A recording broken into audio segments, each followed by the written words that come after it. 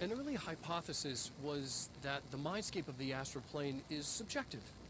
But that was fast proven wrong. It's an actual place, not a construct of the mind, even though it is with our minds that we enter and experience it. But then, one could argue that that's the case with all reality. We've been able to record footage of the astral plane by monitoring the brain activity of those experiencing it. That is the only concrete material that has come out of the astral plane expeditions. Apart from one shocking exception. In the astral plane footage, we're always in the vicinity of the pyramid. We've concluded that this, not the entire plane, is what the board controls. We have glimpsed movement, native species, always in the distance, and yet contact was made. We don't have footage of this, a technical malfunction, but when one of our astronauts returned, a brain cloud, an astral fugue, had hitchhiked a ride in his head. It ruptured out, killing the subject in question. It's a relentless predator, pursuing thoughts, minds, lethal to those the entity feeds on. Proper containment protocols are to be observed when dealing with it.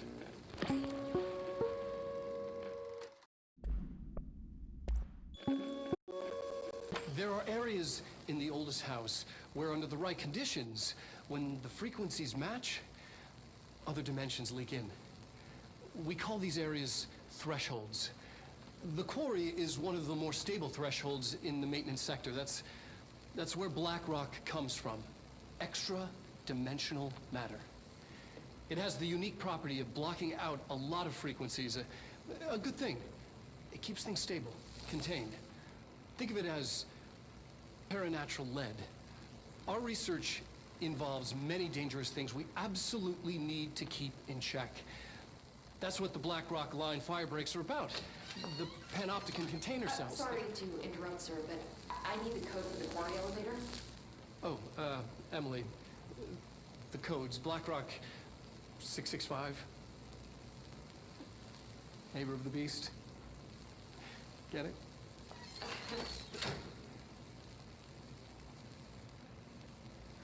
We can do that again if you...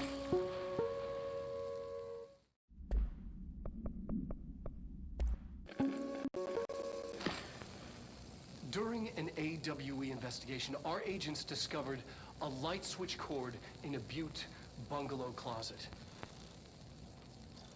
They pulled the cord and were instantly transported to the Ocean View Motel and Casino.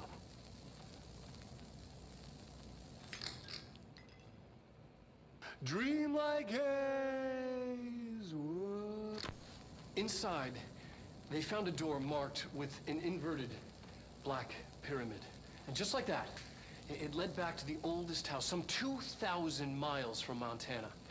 Now we're finding the cord in increasing numbers throughout the Bureau.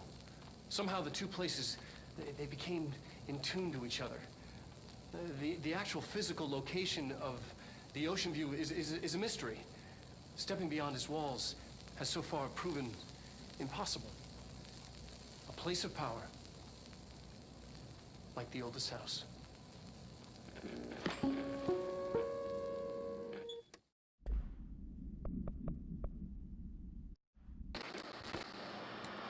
Resonance is the key. Vibration, frequencies, waveforms, fields we didn't know were there. It's physics. These fields in complex interaction, altering reality that comes to contact with them. Hedron is communicating with me. It's trying to warn me of something imminent. I've been using every known method to analyze the data.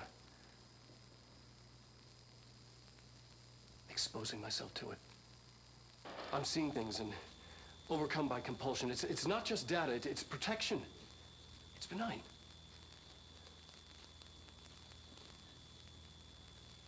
We are about to be exposed to a different kind of resonance. Hostile, viral, invasive resonance.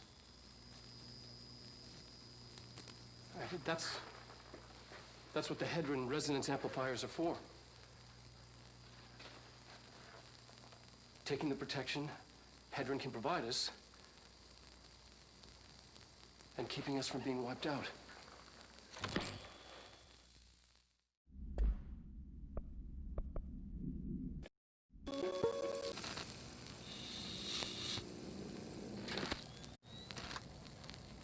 August 4th, 1964. We discovered the oldest house while investigating a suspected altered world event case in the New York City subway tunnels. The agents found their way up into the building. Once we became aware of it, it was there. For the rest of the population, it was hiding in plain sight, a slippery blind spot, seemingly discouraging observation. It's a place of power, an ongoing AWE of its own, seemingly adhering to its physical outer constraints and yet constantly breaking the known boundaries of reality. It's unstable, shifting. Note, for more details on control points and the research and process to stabilize and secure the core sectors, refer to a separate presentation. After extensive research and investigation, the Bureau made the building its headquarters on November 13th, 1968. The Federal Bureau of Control was never out in the open. This was always an obfuscated, classified top-secret operation. So imagine our surprise when the building's observation-resistant aspects began in some unquantifiable way to affect the Bureau as a whole.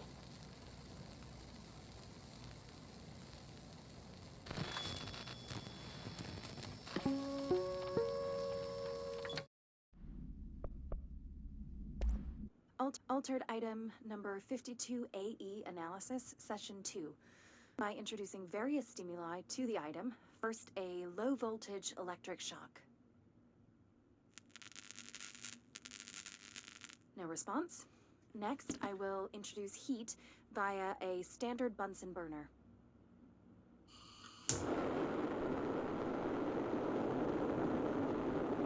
No response. Next, a series of solutions will be applied, each with a different value on the pH scale, from 0 to 14.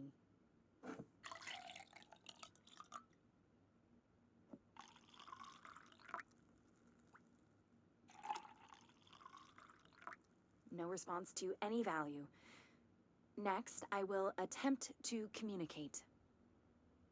Can you understand me? Can you understand my words? Quack if you can understand my words. No response. This concludes session 2. We'll need time to prepare further tests. Please state your name for the record. An astronaut, first class. And you are aware that exposure to the astral plane can result in death, disability, personal injury, corporeal untangling, cognitive collapse, loss of ego, and partial to full dementia? Yeah. I am. And you acknowledge that your use of the astral conduit, aka the X-ray light box, is purely voluntary? Yes, I do. Perfect. Your suit is good? Yeah. Okay, you're all set. Open the door for Mr. Warren, please.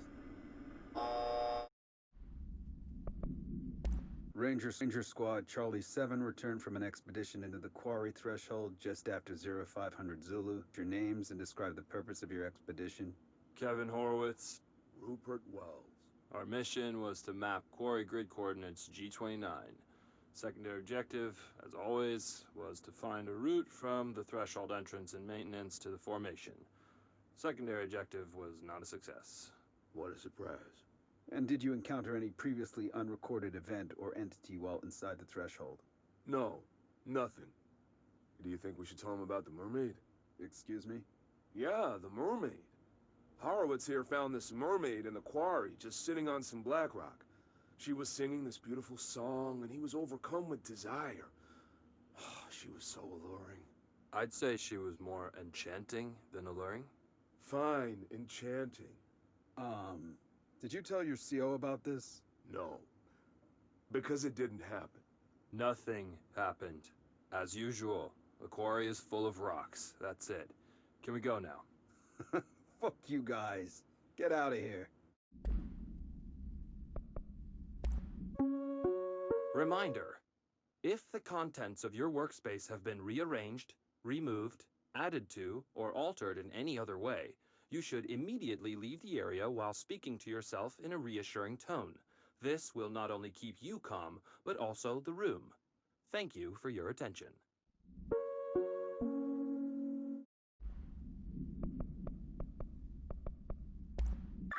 Squad Captain Lopez in 17B. At the formation now. Visually, no distinction from the previous visit. The link detectors are still standing. One arch has a light flashing, so we're gonna give the area a once-over. Then we'll head back. Lopez out. This is Lynn Salvador, head of Bureau Security. Security order due to the incident in April, case number 21HQ593. Improper use of the jukebox altered item led to 2 fatalities. We believe a pair of agents used the jukebox to travel to the quarry threshold and engage in inappropriate workplace behavior. An expedition team found them decomposing at the formation's base a week later. At least we found out the jukebox doesn't bring corpses back when the song ends. I'm having the jukebox placed in a secure location in the executive sector. It should never have been accessible to low clearance staff in the first place.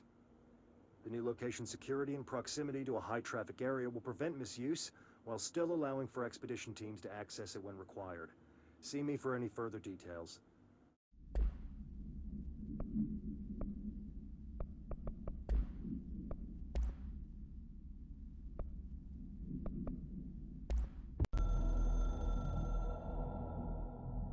The containment sector, the Panopticon, is home to the altered items we find and contain. It is a maximum security prison. It's a vault for the most valuable treasures on Earth. It's a powder keg big enough to blow this world to dust. A temple, a place of worship filled with idols of angry gods. It's all of these, and none of them. It's something more profound, unbelievable, unknowable. Something worse. Altered items. We've found many. They appear mundane, but nothing could be further from the truth. They're all powerful, dangerous. They press heavy on our minds because that's their nature. They've been altered because we can't stop thinking about them. We put them on altars because they're used to being worshipped. This keeps them calm. We contain them, but they don't want to be controlled. We study them to discover what makes them tick. If this place were ever breached, it would be chaos of biblical proportions.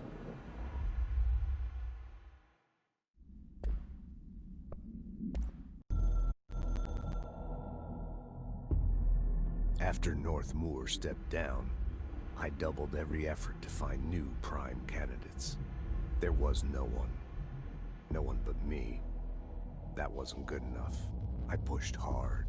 I never wanted the Bureau to end up in that situation again. The Bureau needs a director. Always.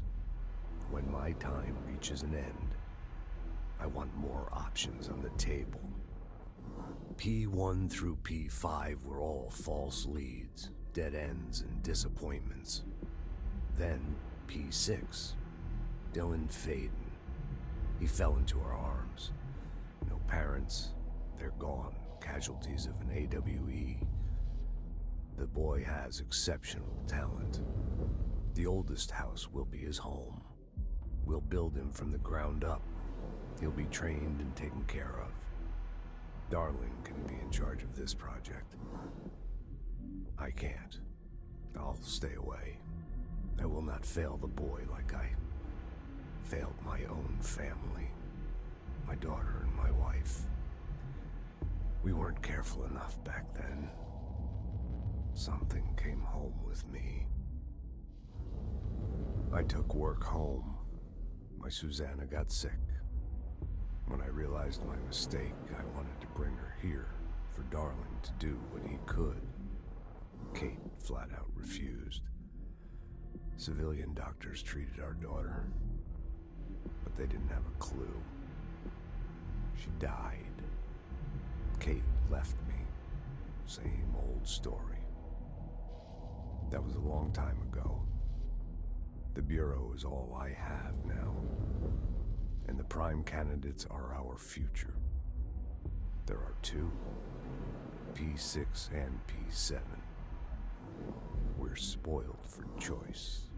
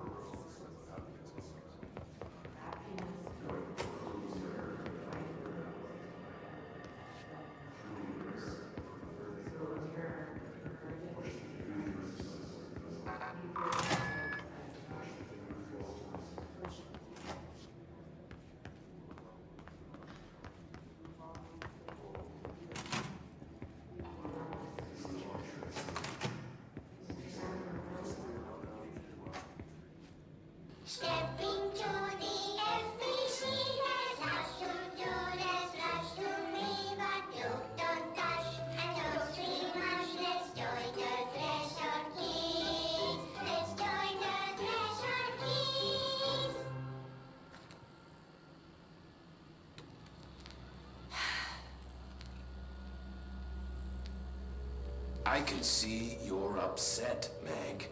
Why don't you tell Uncle Mr. Bones what's wrong? I did bad on my clairvoyance test. You can't ace every test, Meg. You see, everyone has different brains.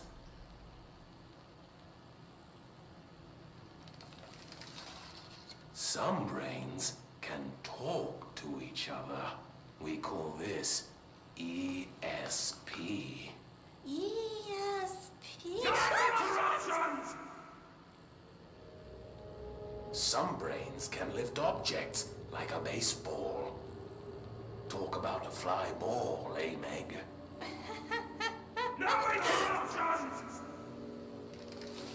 So who cares if you fail your clairvoyance test?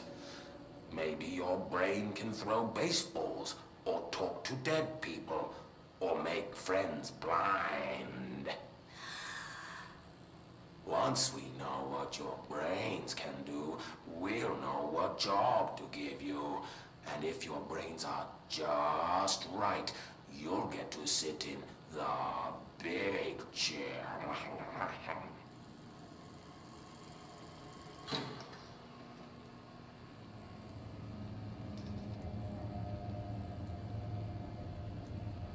What if I don't want the big chair? What if I don't want the big chair? Everyone wants the big chair, Meg! That's why we're all here. Use those brains to listen for once, or the only chair you'll get in is the one with straps.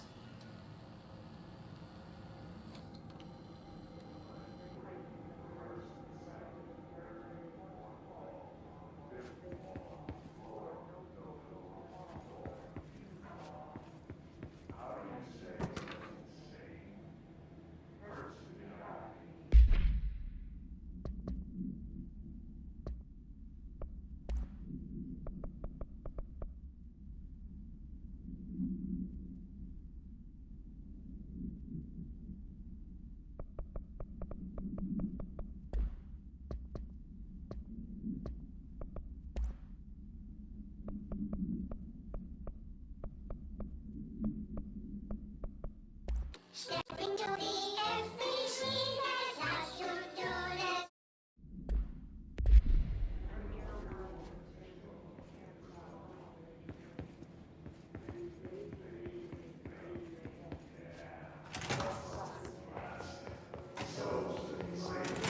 I wish things had gone differently and ordinary for us.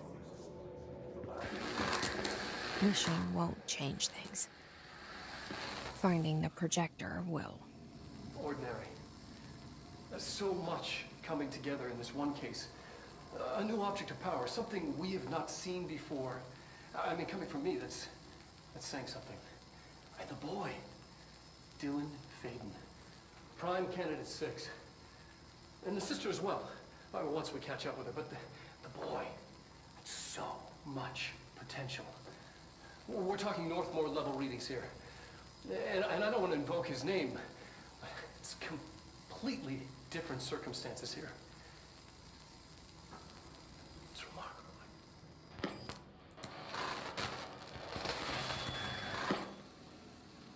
There was an incident. Yes.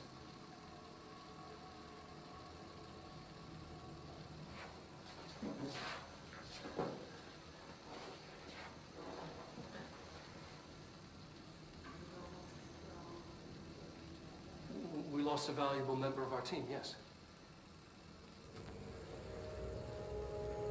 Excessive force. Dylan has so much.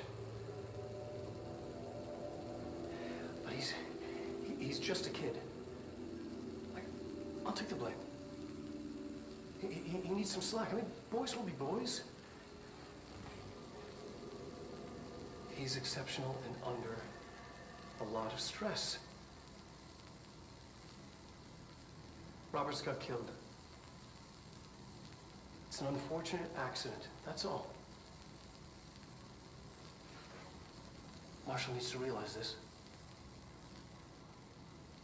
We will make this work. We'll make this work.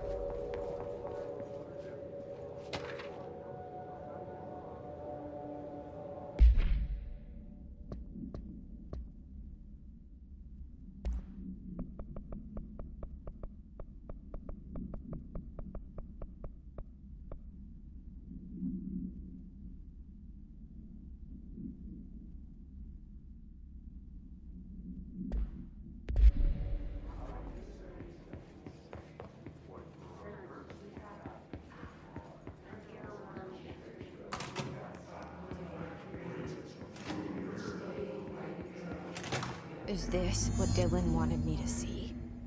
It doesn't matter. We need to find that projector.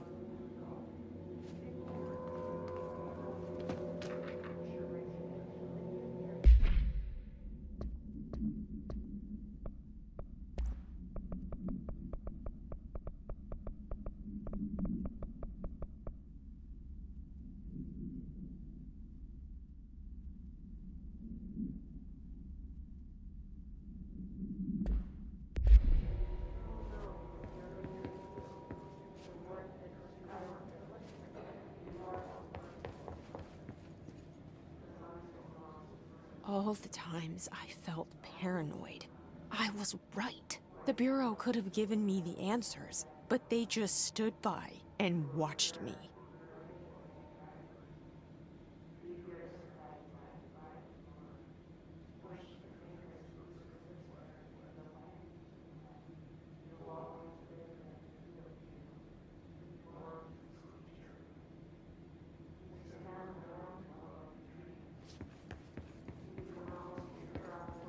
We used to play there all the time.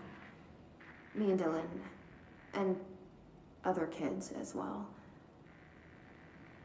We loved it. This time, I remember, was different. We found a way in. Deeper into it, like it had shifted. We went inside, and that's where we found the slide projector. A dump is a place for lost things. Things that have been thrown away. Did you ever feel that way when you were growing up, Jesse? What? No. Yes, but that has nothing to do with... Was there a slide projector at your home when you were small? No. Those were before your time, I suppose. But your family did look at photos together, maybe. In one form or the other? Maybe. When was this? Can you remember? At parties? Barbecues? How did it make you feel? Did your parents ever show pictures that embarrassed you? Was alcohol ever involved at these parties? Did your parents drink? Did that make you uncomfortable? No. That's just stupid. Come on. That has nothing to do with this. Nothing. The slide projector, let me ask you this. As a child, did you ever fantasize about worlds inside pictures?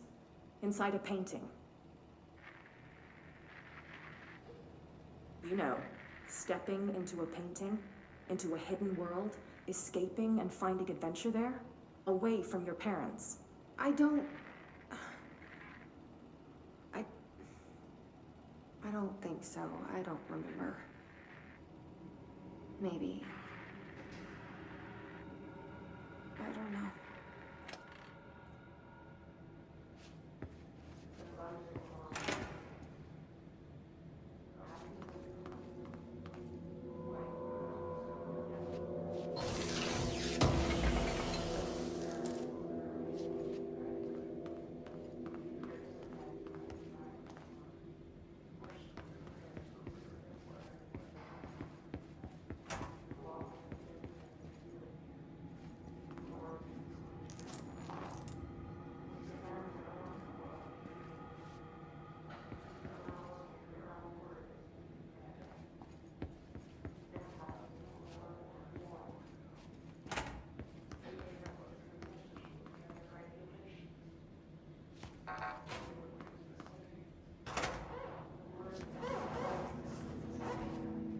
They studied what happened in Ordinary here.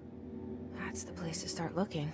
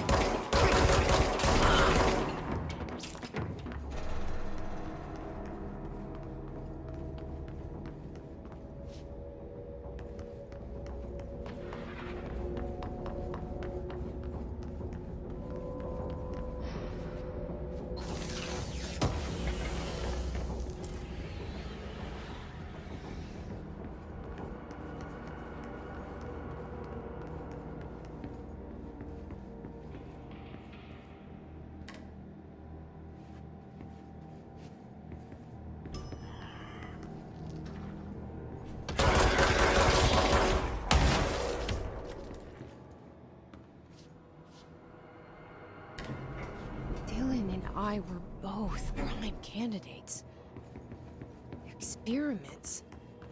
Very different ones, sure, but both in a cell of some sort. Am I out of the cell now, or is all this, the house and being the director, just another cell? Who's really in charge here?